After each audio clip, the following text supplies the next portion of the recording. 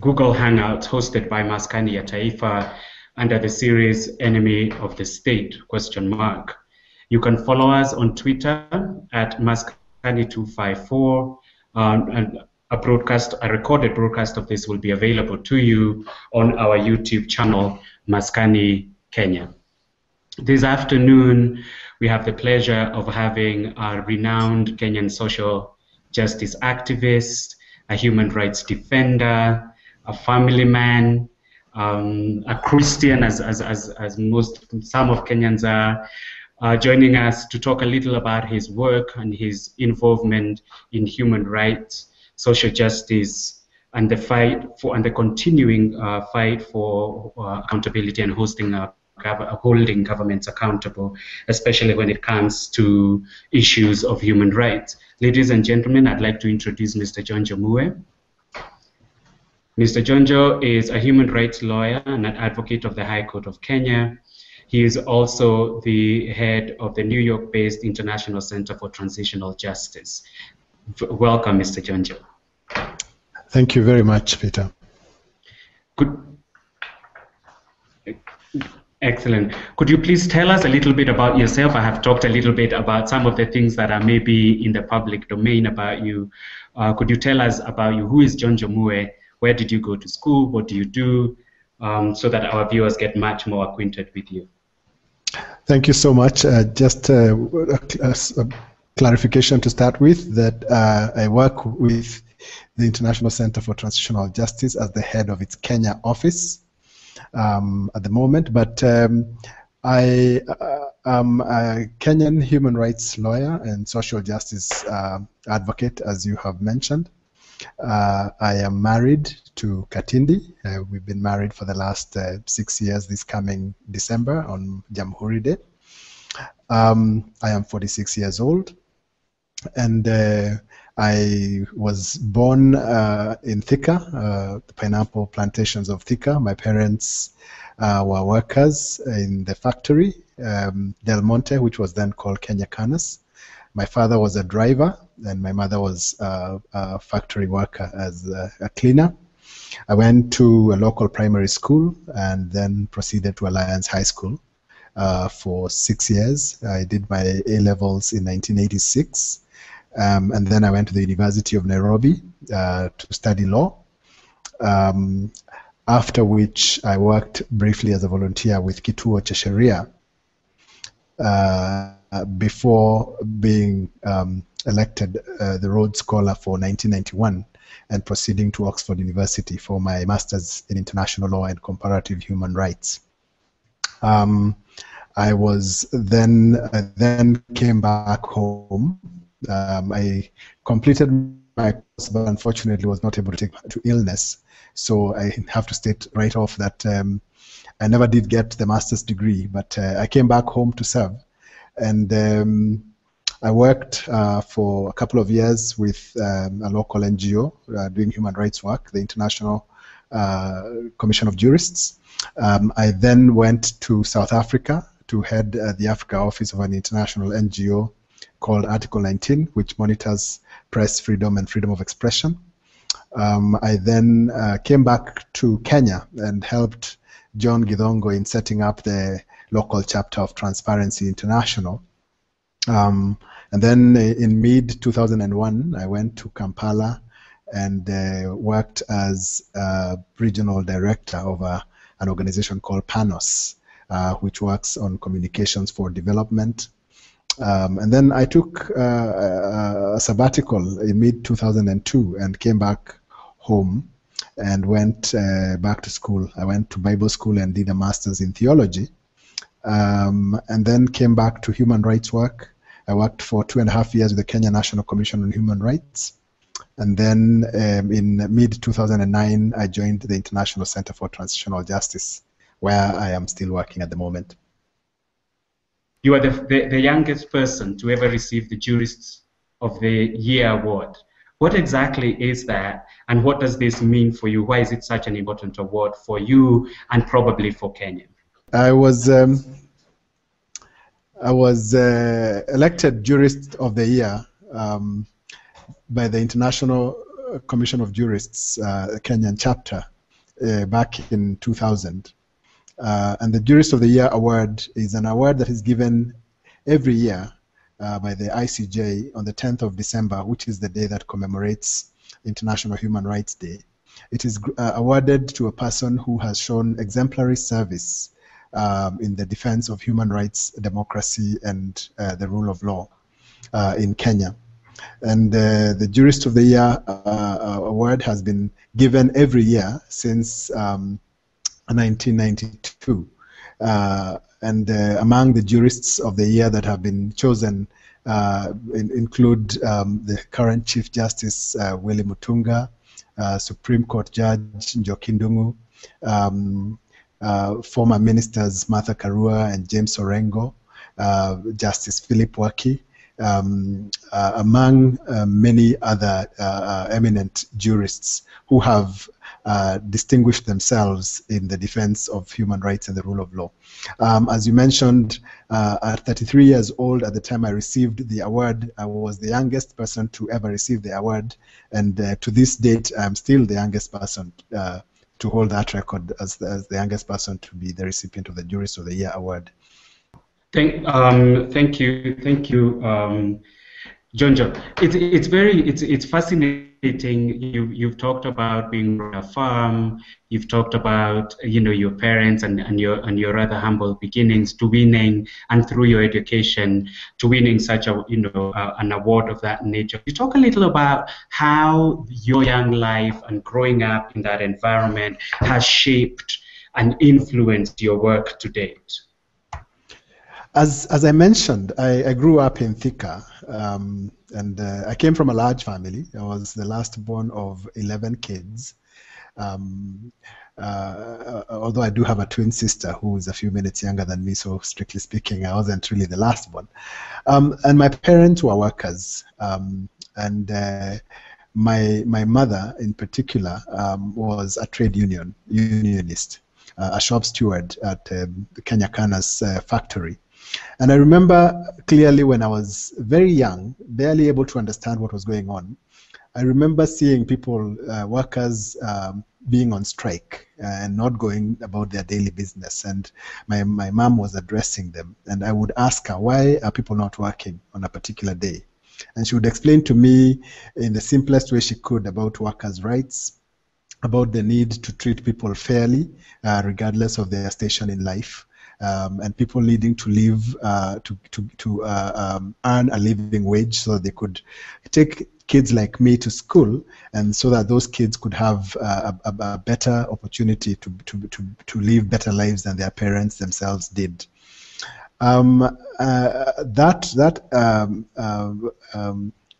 Impacted me quite a bit in terms of just standing up for those who couldn't stand up for themselves. The second thing that happened around that time was that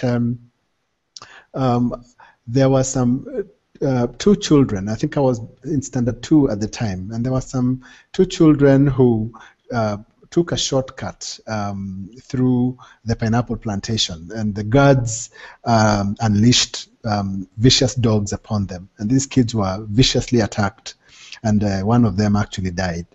As far as I can remember, nothing substantive was done to bring justice, to give accountability for that act, and to give justice to those children and their families.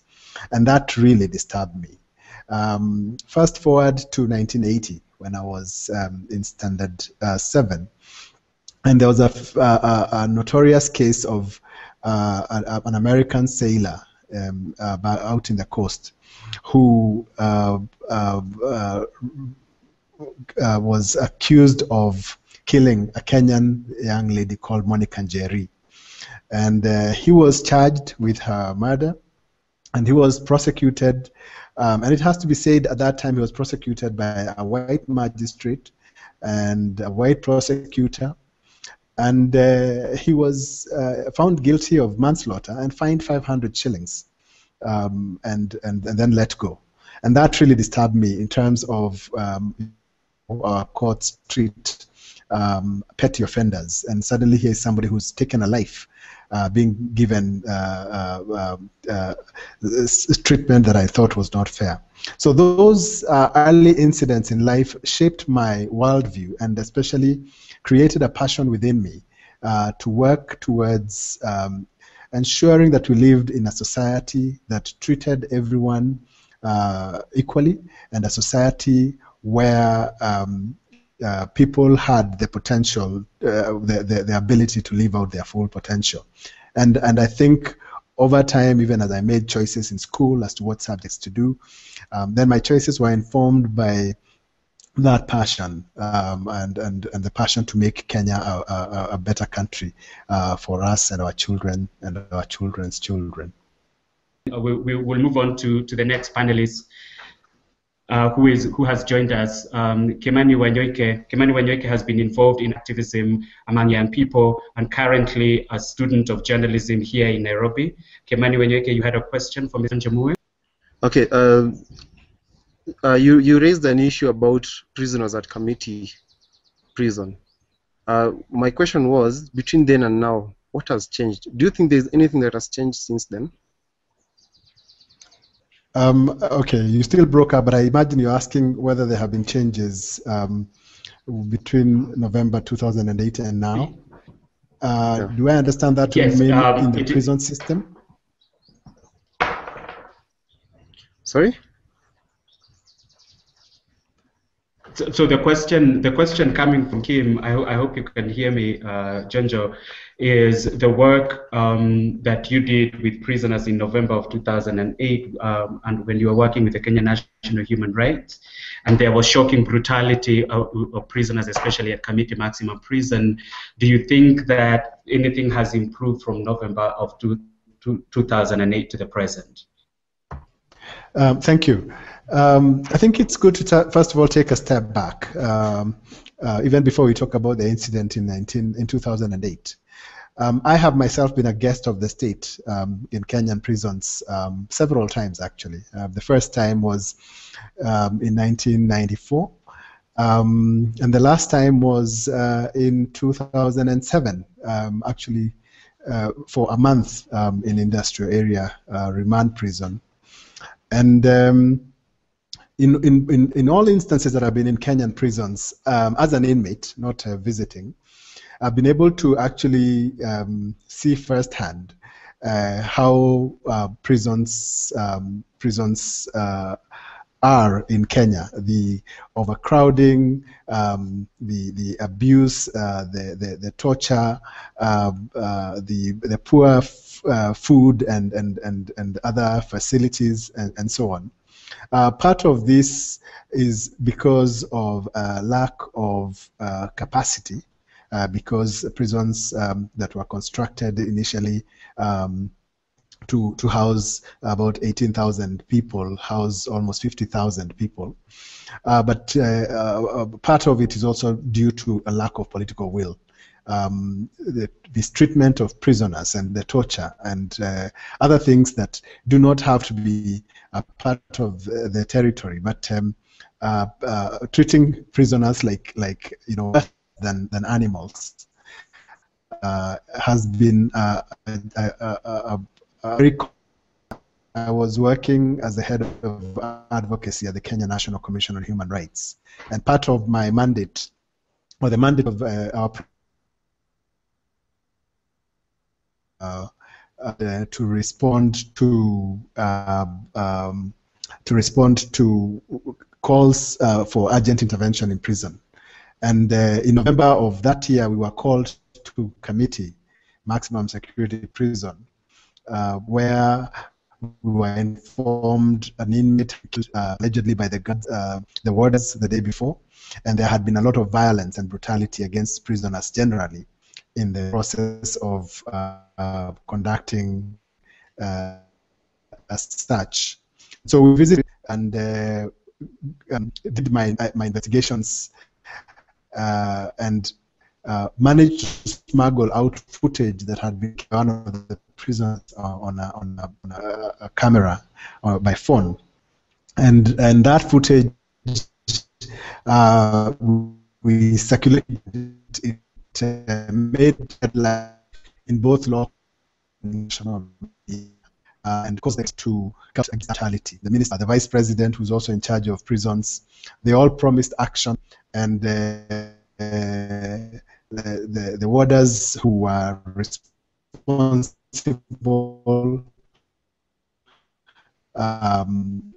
Your work must have had a toll on your family.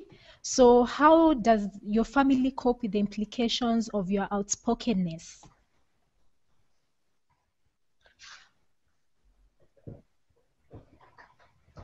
Thank you, Irene. Before I answer your question, if I may, we were a bit when about prisons. Let me just complete what I was saying, then I come back to your question. Okay. And I was saying that since 2008, I am not in a position to say with certainty what how things have changed, because I do not monitor prisons on a daily basis as part of what I do. But I do know because I have not disconnected. I have friends in prisons who are inmates. I have kept in touch with them, and we talk. I talk often with them, and I was in committee not too long ago, and one of the both the prisoner and some of the warders who I used to clash with, especially that I clashed with during that incident, told me that they were grateful for what I did in 2008, because as a result of that intervention, torture is no longer part of the prison experience. They have changed significantly tact in terms of emphasizing on rehabilitation and emphasizing on empowerment of prisoners so that they can be better prepared to reintegrate into society when they get back out. And a good example of this was that about 4 weeks ago, there was a harambe that was held for one of the inmates to raise kids for his children's school fees, and the guest of honor was the Commissioner General of Prisons himself. And I attended that harambe, and what I saw there was very encouraging in terms of the changes that had come across. So I know that there is much that remains to be done with regard to prison reform in Kenya, but I also am happy that we have come a long way since the first time I was incarcerated in 1994, where being in prison was a virtual death sentence. We were seeing people dying almost on a daily basis because of communicable diseases and overcrowding. And we've come a long way from that, and I think we will have to continue to try and improve the conditions of prisons. Because finally on this issue, a society is judged by how it treats the weakest in its midst, and prisoners who are stripped of all their rights are among the weakest people in our midst. To come back to excellent. Go ahead, Mr. Njonjo. Yes, if I may now go to Irene's question about human rights work and the toll on the family. You are quite right, Irene, that human rights work can be dangerous.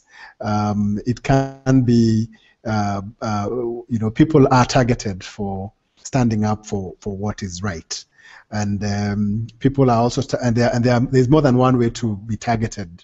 From the extreme, where people have been known to be shot. We remember our colleagues GPO Ouno and Oscar Kingara, who were shot dead a few years ago. But you are also targeted through other means, in terms of the opportunities that others have available to them because they are on the right side of the divide. And those are some of the that's a price that one pays for having decided that they will stand up for the truth. I believe my motto is that I have to speak the truth to power in love, and for me, in terms of family, my wife, when we met, even before we met, she knew me because we met in the context of my human rights work, and we are a team. Although she's not on the front line, she's supportive of what I stand for, and she understands that the choice we have to make is either playing it safe now and letting our children and grandchildren inherit this mess, or facing the mess that often comes with our country and making things better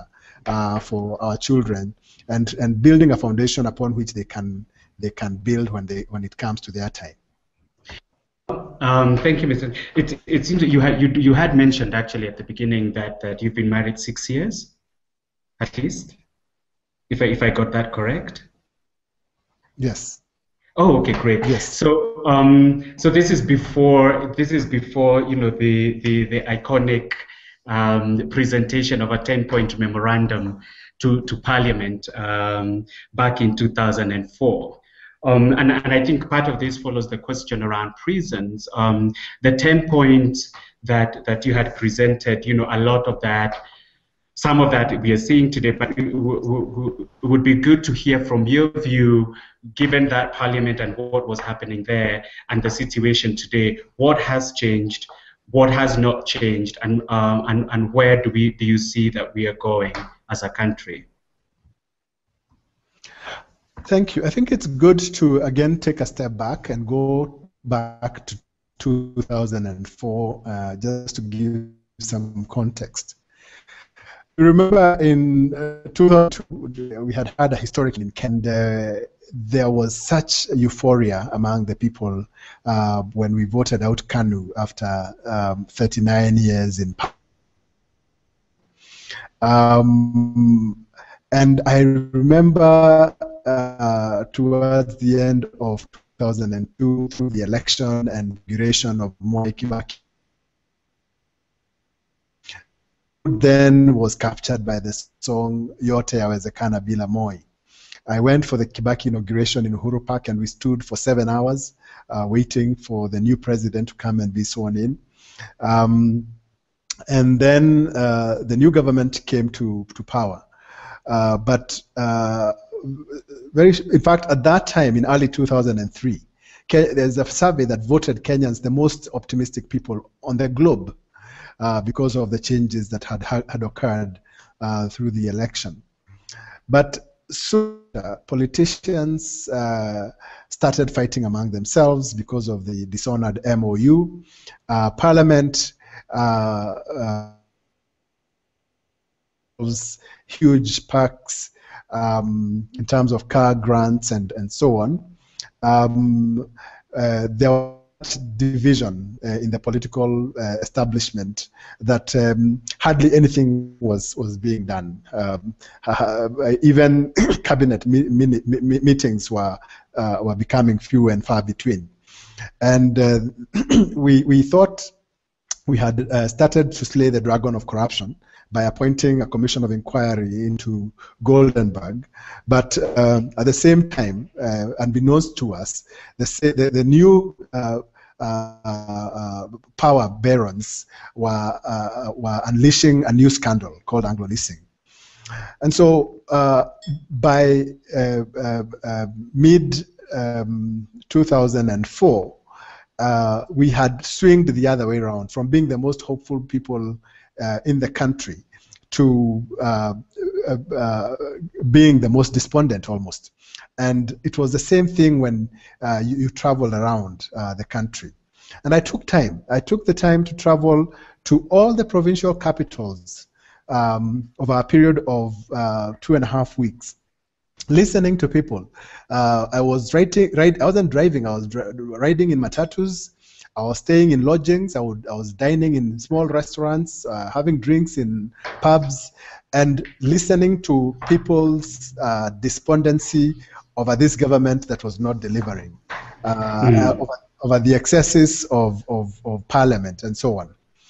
And so in November 2004, after my whistle-stop tour around the country, I drafted the 10-point memorandum to Parliament. I called it a recall notice. And the 10-point memorandum was basically telling the members of the 9th Parliament that they had grossly failed to deliver upon what Kenyans expected of them. Because apart from free primary education, all the other promises that had been promised by NAC, none of them was being pursued with any seriousness. And we came to know, I came to think that to them, NAC actually seemed to stand for nothing actually really changed. So I developed this memorandum and I took it and pinned it at the entrance of Parliament, stating the failings of the 9th Parliament. And among those failings were the increase in salaries, the failure to deliver a new constitution within 100 days as they had promised, the failure to rein in rampant crime. At that time, there was a lot of carjacking and raping and so on. But one particular issue that I took really to heart was the fact that at that time we were trying to push through and advocate for tobacco control legislation. And when we were very close to getting there, parliamentarians were all taken to the coast by tobacco manufacturers and obviously given a lot of money in terms of per diems and flights and so on, so that they could come back and vote against tobacco control. And so I felt that it was important to dramatize the frustration that all Kenyans were feeling, but few of them knew how to dramatize them. And so I took this memorandum, and just to cut the story short, I think it's and come to your question, is what has changed since. Unfortunately, I do not see a difference between the 9th Parliament and the 11th Parliament. The only difference really is that the 11th Parliament is costing us much more money than the 9th Parliament did, because the MPs are many more. We've got a Senate as well. But in terms of how the 9th Parliament acted within its first 3 months of office, and this one, there's no difference. The first item on the agenda is to raise their salaries. The 11th Parliament has also raised their salaries by making a secret deal with the SRC. They have also now threatened to remove themselves from being called state officers so that they can actually be able to set their own salaries in perpetuity, which is precisely what Kenyans did not want when they established the Salaries and Remuneration Commission. And it's interesting to see that there has been, different, since 2004, there has been another house.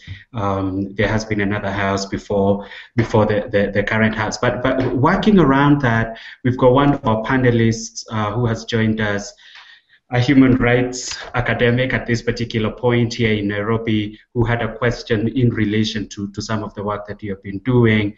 Modest Ndubi, could you please go ahead with your question, please? Good evening, Njonjo. My question is about whether you consider yourself to be an enemy of the state or whether you consider yourself a Wanjiku Hero, based on the fact that you've been questioning the status quo, as it were. You questioned the Moise government. You also questioned the NAC government in 2004, just as you have explained the 10-point memorandum. So do you consider yourself as an enemy of the state, or do you consider yourself a Wanjiku Hero? Thank you. Thank you. The answer to that question would obviously lie with what we consider to be the state. If we consider the state to be the political elite, if we consider the state to be people who want to take away necessities from the masses in order to give luxuries to the classes, if the political elite are people who will defend the status quo, which keeps the majority of Kenyans living below the poverty line, barely able to exist, let alone take their children to school and give them a hope for the future. If that is the state, then clearly I am an enemy of the state, because I believe that Kenya belongs to all who live in it. And I believe that by the word live, I don't mean mere existence in the way that we see people existing in the urban areas, in the slums, and in the villages, who are barely affording even the oxygen that they breathe. And so I believe that going back to independence in 1963, the colonial state was not dismantled when we got independence. It was just inherited by a few families who have consistently since then basically held us back from evolving into a truly democratic and inclusive society. And we've had several milestones as we pushed for multipartism in 1992. And I was a part of that when I was a young student, when we pushed for a new constitution over a period of 20 years and finally got a new constitution in 2010. And all these efforts are efforts to actually create a real state, and not one where a few people hold sway over the majority who basically survive in slave conditions in their own country. So I am not an enemy of the state. I am a Wanjiku hero because I stand up for Wanjiku. I stand up for helping Wanjiku. Not, when I was back in school, when I went to school, I was being told we were being educated so that we could speak up for the voiceless. But actually, I think that the best people placed to speak for the voiceless are the voiceless themselves. And so I consider my role is to help Wanjiku to find her own voice, which she has been denied for so long, so that she can be able to speak for herself. And I do not think that is being an enemy of the state, just the opposite. I think it's very interesting what the comparison between being enemy of the state and asking the question around what the state is and what is the role of the state, what the state should be doing to provide for Wanjiku and to provide for its citizenry. We do have a panelist joining us now. Her name is Eunice Wanjiku, who has been working on the program, on the NCC program for quite some time. Wanjiku, you had a question. Eunice, you have a question for Njonjo Mue? Okay, my question is in regards to an article you wrote, The Messiah Within. Yes. Redeeming the soul of the Kenyan nation, which was a call to men to leave the bars long enough to know what their children will eat for supper, for women to cease their escapism and confront the problems facing Kenya's communities. What inspired you writing that article? I wrote that article, I think, if I'm correct, back in 2001. And what inspired me to write that article was a concern that I felt that Kenyan people seemed to be laboring under a messiah complex. Kenyan people seemed to be waiting for this messiah to come and save them from the tyranny of the Moi government at that time, and all the ills that were facing us as a country. And so that article was trying to shake people to wake up and, first of all, to take personal responsibility for the present and future of this country. And the part that you have read, first of all, was just actually speaking the truth in love to my brothers and sisters, because the reality of the time was that when we have faced challenges, especially when the challenges need the taking of risks and speaking truth to power, we find a lot of men escaping to the bar. People just drinking away their lives, instead of confronting the enemy. Okay. And in 2001, the reason I also talked about women escaping seizing their escapism was also because it was a time that a lot of televangelism was coming into Kenya, and I was quite concerned as a Christian that we were also escaping to church, to the prosperity gospel. Because I understand it's important that our activism must be backed up by prayer, but prayer alone without activism takes us nowhere. And so the whole article, and the reason I titled it "The Messiah Within," is that we are the Messiah we are looking for. The Messiah is within each one of us. We should not wait for somebody from out there to come and save our country. It is us who must take up that responsibility and do what we can with what we have and where we are, in order for us to collectively change the fortunes of our land. We seem, Mr. Njonjo, sorry, we seem to be breaking up. It's interesting, you know, beginning to bring Wanjiku and actually showing that, you know, the work that you're doing is not just asking the state to provide for Wanjiku, but also beginning to get Wanjiku to get, you know, to stand up for herself and do the things that they need to do. We do have a couple of, you know, conclusive questions. I know that we are running a bit over time, but we do have a couple of more questions. The next question is from Elvis Mugeni, who has been working with young people in informal settlements here in Nairobi and is very involved in broadcast media, especially radio, and programs that look at issues of social justice. Okay, Elvis, you have a question for Mr. Njonjo? Yes, please. I have a question for Mr. Njonjo. Good evening, Mr. Njonjo.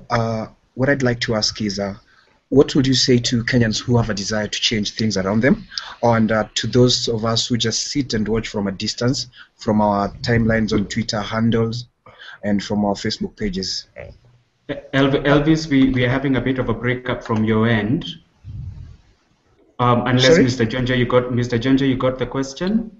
No, actually I didn't. If you could repeat it, please. Okay, Elvis, could you kindly repeat your question? Okay, good evening, Mr. Njonjo. My question was, what would you say to Kenyans who have a desire to change things around them, or to those Kenyans like us who maybe sit and watch from a distance from our timelines on our Twitter and Facebook accounts and just rant? What would you like to say to Kenyans who have a desire to change? Peter, could you just repeat the question? Maybe I had a problem with Elvis a bit. Okay, I think the question relates to the issue around that, you know, there's a lot of people that want to see change in Kenya, but they are watching this from a distance. Some of us from our, you know, Twitter timelines and Facebook and things like that. What would you say to that group of Kenyans? I think that first of all, it's important for us to understand that change is a collective effort, and like I said, I try and not think or not support the idea of a messiah complex, thinking that there are only a few people who can push for change. But having said that, I have to admit also that pushing for change is a risky affair, and that not everybody has reached the level of courage that is required to engage at the level at which I have engaged in. But I do not judge people who haven't reached that place yet. My approach is that one is that it doesn't take a majority to bring about change. It is somebody once said it is a committed minority that brings about change, and so for those of us who feel the call and the passion, it's important for us to engage where we are.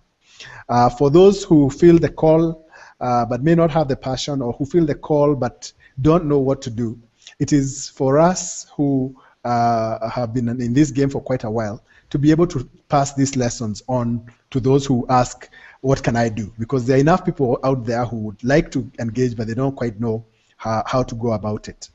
There are other people who, yes, they are tweeting, they are Facebooking, and using other social media. There are some who do that either just to comment about the issues, and that's their right. It's good to have a conversation going. But there are others who do that. I wouldn't at all dismiss them, because sharing information is an important driver of change.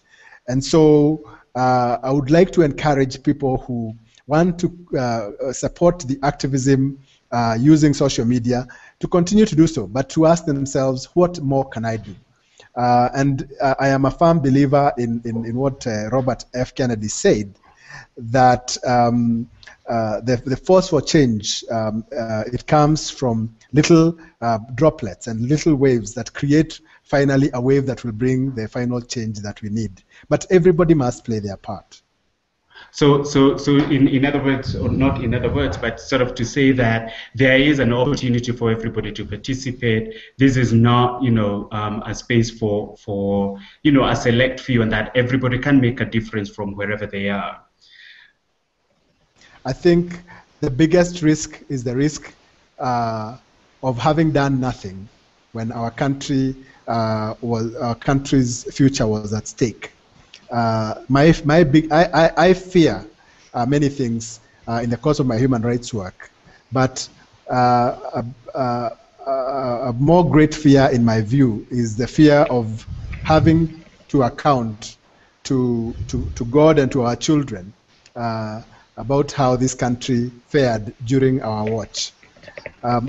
Having said that, I think other risks are managed. I try to manage them using just a common sense approach.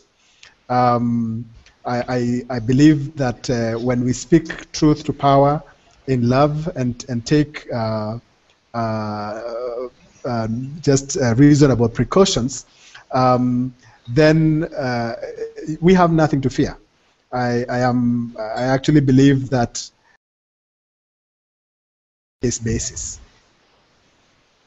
Thank you so much. Thank you so much, Mr. Njonjo. I know that we have run over time by more than 10 minutes, as it were, right now.